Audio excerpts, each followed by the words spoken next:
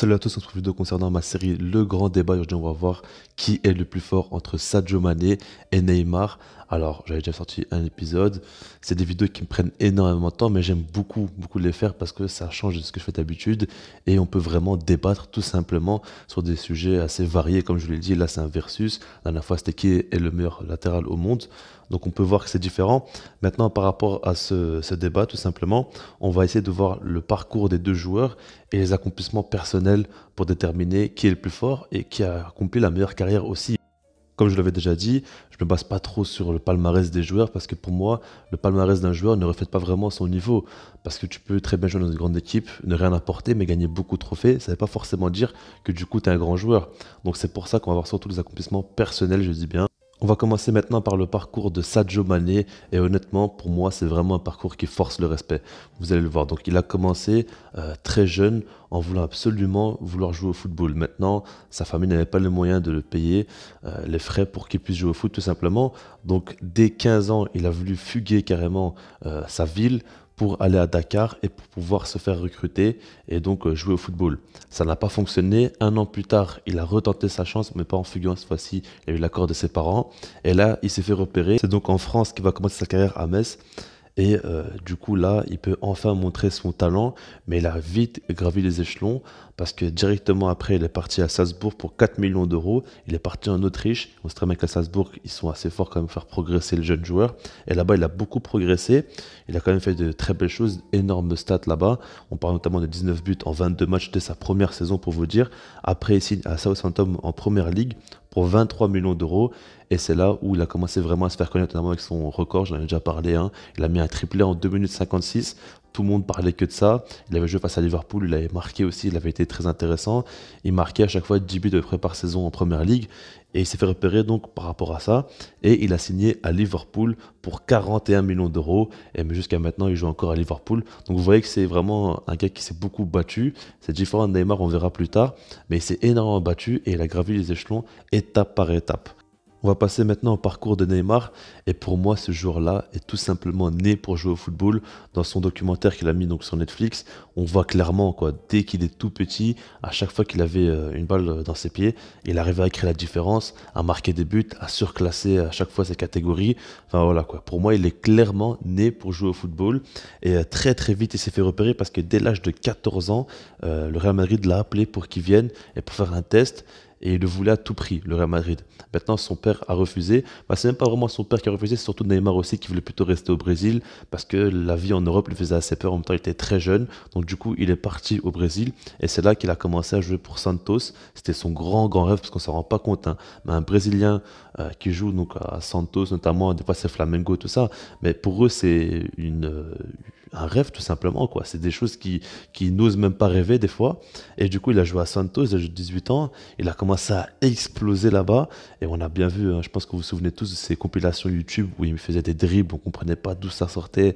Il mettait des buts exceptionnels où il driblait les gardiens, tout ça. Il faisait n'importe quoi, il faisait tout, avec sa coupe notamment, sa crête. Et il s'est directement fait repérer de partout. Tout le monde parlait que de lui. Et ce qu'il faut savoir, c'est que dès cet âge-là, c'était limite une icône au Brésil. Tout le monde parlait que de Neymar à chaque fois. Et il commençait déjà à devenir un pro du marketing à seulement 18 ans. Il y a énormément de marques qui voulaient travailler avec lui. Donc c'est pour vous dire un petit peu comment il a grandi Neymar. Et après ça, il y a eu pas mal de clubs qui étaient sur lui. Et du coup, il a signé au Barça à l'âge de 21 ans. C'est quand même assez jeune, surtout qu'à cette époque-là, c'était pas encore comme maintenant où on a l'habitude de voir des jeunes péter assez jeunes. Lui, c'était pas encore trop le cas à ce moment-là, mais à 21 ans, il était au Barça, il avait déjà accompli pas mal de choses à Santos, et il arrive au Barça comme étant une star carrément, et il arrive directement à faire de belles choses au Barça, mais en 2017, il signe au Paris Saint-Germain pour 222 millions d'euros, ce qui est jusqu'à présent, encore aujourd'hui, le transfert record dans le football.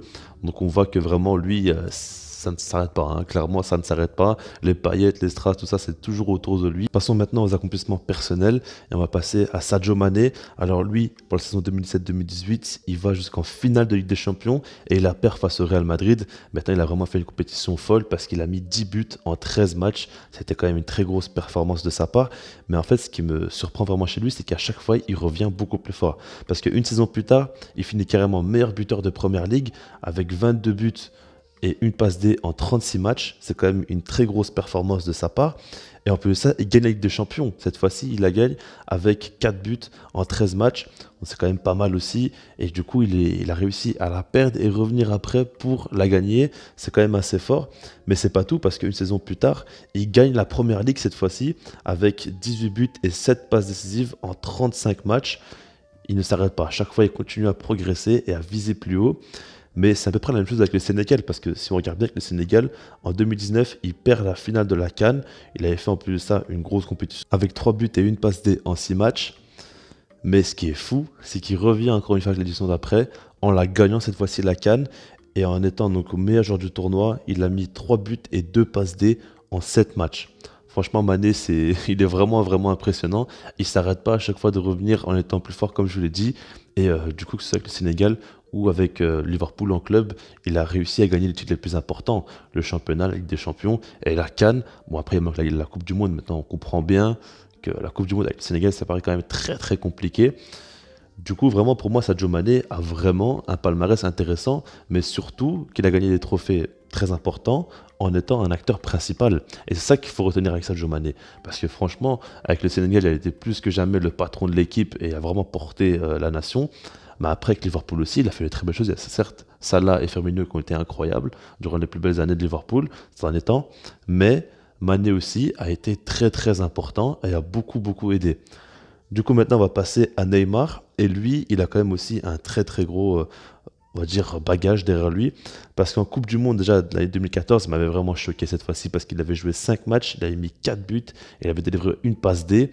Il avait vraiment fait un mondial exceptionnel. Et le truc, c'est que les gens ne se rendent peut-être pas compte, mais au Brésil, il y a vraiment une pression, mais c'est inhumain ce qu'ils mettent aux joueurs. Il est vu comme le nouveau Pelé, Neymar. Donc, on le met énormément de pression, tout un pays derrière lui, en plus ça c'est à domicile, hein. Du coup, il sait très bien que si jamais il se loupe, bah, il va se faire tuer par tout le pays, et il arrive quand même à être monstrueux. Après ça, tu as la fameuse blessure hein, qui a fait qu'il n'a pu plus jouer, et le Brésil s'est fait éliminer durant cette Coupe du Monde-là. Maintenant, pour moi, la performance de Neymar en 2014 pour la Coupe du Monde, c'est une performance que je respecte énormément, parce que vraiment, il a porté son pays, comme je l'ai dit, et il a vraiment fait la différence sur le terrain. Après, c'est pas tout parce qu'en Ligue des Champions pour la saison 2014-2015, donc il met 10 buts en 12 matchs et il gagne la Ligue des Champions. Ça a été quand même une énorme performance de sa part aussi. Surtout dans les derniers matchs, il a beaucoup de fois été décisif et il a vraiment beaucoup aidé. Alors ça, tu as Messi, Suarez qui était vraiment monstrueux, mais Neymar aussi a vraiment, vraiment beaucoup, beaucoup apporté et il a été bien évidemment essentiel pour le Barça. Après une performance, c'est les Jeux Olympiques gagnés en 2016. Alors beaucoup de gens diront que c'est pas un truc incroyable. Maintenant, le truc, c'est que c'est la première fois de l'histoire que le Brésil gagne les Jeux Olympiques, et c'est avec Neymar. Et en plus de ça, c'est une compétition pour moi qui n'est pas simple vraiment à gagner. Il joue avec beaucoup de jeunes, c'est lui qui doit être le leader, on va dire, qui doit porter ces jeunes-là.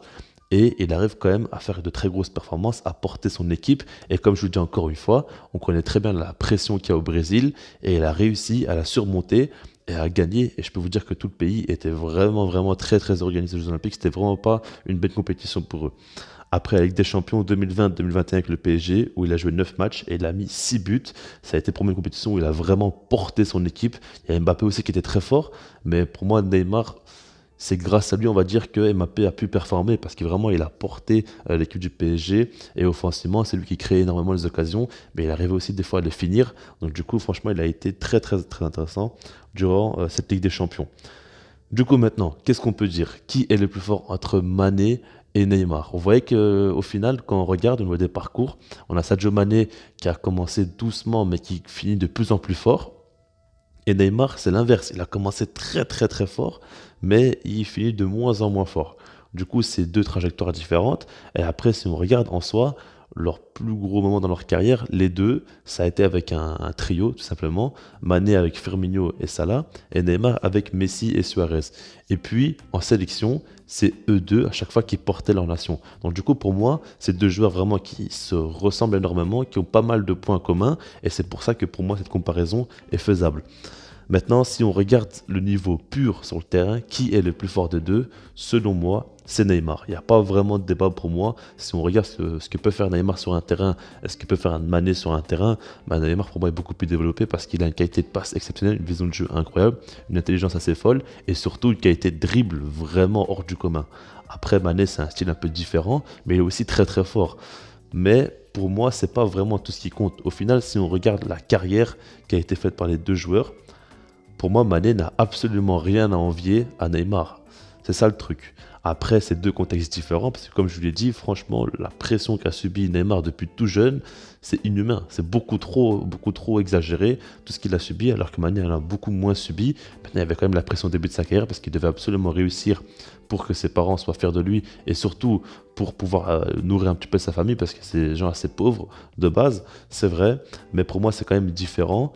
Et Neymar est né dès l'âge de 14 ans, le Real Madrid le voulait, je ne sais pas si vous vous rendez compte, quoi. Et directement, dès le début, il a été fortement pisté. Du coup, pour moi, franchement, c'est deux carrières quand même qui se ressemblent assez fortement, mais j'aurais peut-être plus tendance à préférer celle de Sadio Mané que celle de Neymar. Alors que je préfère le joueur Neymar, et je trouve qu'il est le plus fort sur le terrain, mais pour moi, la carrière de Mané est le plus exemplaire. À chaque fois qu'il a perdu, à chaque fois il a eu des déceptions tout simplement, il est revenu plus fort et il a su prouver qu'il pouvait faire la différence à chaque fois. Et en plus de ça, ce qu'il faut dire, c'est qu'aujourd'hui Mané a 29 ans, Neymar en a 30, mais pourtant on a l'impression que Neymar a 36 ans et que Mané en a 27, 26. C'est ça le truc en fait. Ce que je veux dire par là, c'est que Mané peut encore plus gagner de trophées, peut encore plus écrire, on va dire, son histoire et encore plus créer un écart avec Neymar. Et c'est ça qu'il faut prendre en compte aussi, parce que Neymar, on ne sait jamais, il peut encore revenir. Imaginons qu'il gagne la Ligue des Champions cette saison avec le PSG ou la Coupe du Monde avec le Brésil, c'est pas impossible du tout. Mais j'ai du mal à y croire. Alors que Mané, qui puisse encore gagner des titres avec Liverpool, pour moi, c'est loin d'être impossible. Et du coup, voilà. Dans les commentaires, dites-moi ce que vous en pensez. Je vais mettre aussi un sondage dans l'onglet communauté, vous pouvez voter. Et puis sinon, moi, je vous dis peace.